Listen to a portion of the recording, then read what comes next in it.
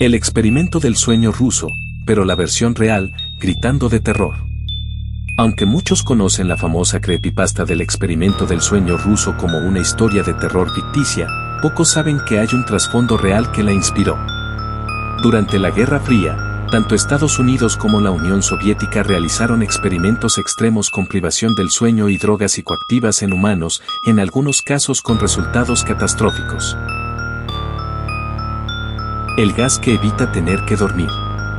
Los individuos fueron introducidos en una habitación sellada, desde donde el grupo de investigación podría monitorizar los efectos del tan prometedor nuevo gas. Las cobayas humanas convivían en pequeñas habitaciones en las que se disponían de libros, agua corriente, un lavabo, somieres sin ropa de cama y comida suficiente como para sobrevivir un mes. En todas las habitaciones había micrófonos preparados para captar todo sonido que emitieran los sujetos de este experimento. Durante los primeros 5 días los sujetos no se encontraron mal, sobre todo por la motivación de que, una vez pasado el tiempo de la investigación, lograrían alcanzar su libertad. Los individuos hablaban entre ellos de cosas banales, sin mucho interés experimental, como gustos en común, su opinión sobre el experimento y el habitáculo en donde los habían metido o qué es lo que harían una vez liberados. Todo parecía normal hasta que llegó el 5.º día, el día del inicio de la locura. Los cambios en el comportamiento. Fue a partir del día número 5 en que hubo un cambio en los temas de las conversaciones. Estas se volvieron más oscuras y empezaron las quejas, físicas y mentales, que insinuaban episodios de paranoia. Los sujetos, quienes hasta hacía pocos días se habían mostrado amistosos entre ellos, empezaron a desconfiar los unos de los otros.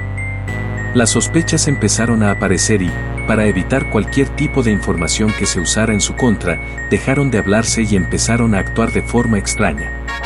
Todos estos comportamientos tan extraños fueron considerados un efecto indeseado del gas, aunque los investigadores no decidieron parar el experimento en ese momento. Querían saber hasta dónde les llevaba este nuevo invento, cómo evolucionaría el experimento. Pasaron los días y llegados al 11º de los sujetos empezó a gritar. Los gritos duraron hasta casi 3 horas y, de repente, se hizo el silencio, sucedido por extraños sonidos, ruidos guturales. Los investigadores querían saber qué pasaba y fueron a descubrirlo, pero al verlo quedaron auténticamente horrorizados por la escena. El sujeto quien, hasta hacía unos minutos gritaba a pleno pulmón, ya no le era físicamente posible decir palabra alguna, se había arrancado las cuerdas vocales él mismo. Pero lo sorprendente de esta escena era que los demás compañeros de habitación no parecían ser conscientes de la atrocidad que acababa de cometer uno de los sujetos. Ni se inmutaron cuando se arrancó las cuerdas. El resto continuó con sus paranoias personales hasta que uno de ellos empezó a gritar como su compañero. Los demás optaron por coger los libros de la habitación, abrirlos y defecarse en ellos, arrancando páginas y pegándolas por las paredes, usando el excremento como si de masilla o pegamento se tratase.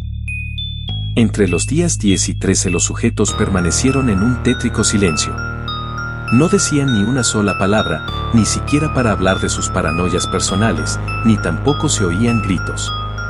Ningún ruido venía del cubículo. ¿Qué estaba pasando? El experimento estaba cerca de cumplir su 2ª semana y, viendo los tan espeluznantes resultados que estaban obteniendo, el grupo de científicos decidió tomar una decisión que habían dicho que no harían: abrir la estancia. Mediante los altavoces que se encontraban dentro de la habitación anunciaron que abrirían el cubículo y, para salvaguardarse de cualquier agresión de los sujetos, aclararon que dispararían a cualquiera que intentara algo. También dijeron que, si obedecían a todas las órdenes de los científicos, uno de los reclusos sería liberado, pero lo que no se esperaban los investigadores sería la respuesta que recibirían. Uno de los sujetos, con voz calmada, les dijo: «Ya no queremos ser liberados». Entrando a ver a los prisioneros. Llegado el día número 15 se decidió finalmente abrir la puerta, y en la habitación entró un grupo de soldados bien protegidos y armados. Lo que vieron nunca lo habían visto antes, ni siquiera en campo de guerra. Los sujetos gritaban, desesperados y, de los 5 que iniciaron el experimento, vieron que uno de ellos ya no estaba vivo. La comida apenas se había tocado, solo se había comido la de los primeros 5 días, pero los sujetos se habían alimentado de otra forma, Los internos se habían arrancado parte de sus músculos y piel, con sus propias manos, y luego se los habían comido en un acto autocaníbal. Intentaron sacarlos de la habitación, pero los sujetos ya no querían salir de ahí, y querían que se les diera más gas psicotrópico, lo necesitaban para mantenerse despiertos y vivos. Viendo que sus demandas no eran satisfechas, pasaron a la acción, atacando y matando a varios soldados y, en esa lucha de locura, uno de los sujetos que todavía seguía vivo fue gravemente herido. Cuando consiguieron inmovilizar a los sujetos, un grupo de médicos se puso al cargo del que estaba más herido. Pese a que se le intentó sedar con una dosis de morfina 10 veces más alta de lo normal, él no tenía suficiente. Seguía gritando desesperado y agrediendo a los médicos. Gritaba que quería más, pero los gritos finalizaron cuando él mismo murió desangrado en la camilla. Los otros 3 sujetos, sin tantas lesiones, también fueron trasladados a instalaciones médicos. 2 de ellos todavía conservaban sus cuerdas vocales y seguían insistiendo que se les diera más gas psicotrópico. Necesitaban mantenerse despiertos a toda costa. Mientras demandaban más de la sustancia experimental, esbozaban espeluznantes sonrisas que helaban la sangre de las enfermeras, quienes se encontraban aterradas al tener que ayudar en esa investigación. Uno de ellos, quien había logrado sacarse parte de sus órganos estando en el cubículo, necesitó ser intervenido quirúrgicamente. Durante la operación, en la cual no se le administró anestesia, hablaba con el cirujano, gritándole desesperado. La frase era muy simple y clara: sigue cortando. Los otros 2 sujetos, quienes también necesitaban ser intervenidos quirúrgicamente, se lo pusieron difícil a los médicos, dado que se reían escandalosamente sin poder parar. Necesitaban más gas. Por muy dañados que estuvieran sus cuerpos, no parecía que les importara el mal estado en el que se encontraban. Tan solo parecía importarles el gas psicotrópico. ¿Eran adictos a él como si de una droga se tratase? ¿Lo necesitaban para seguir vivos?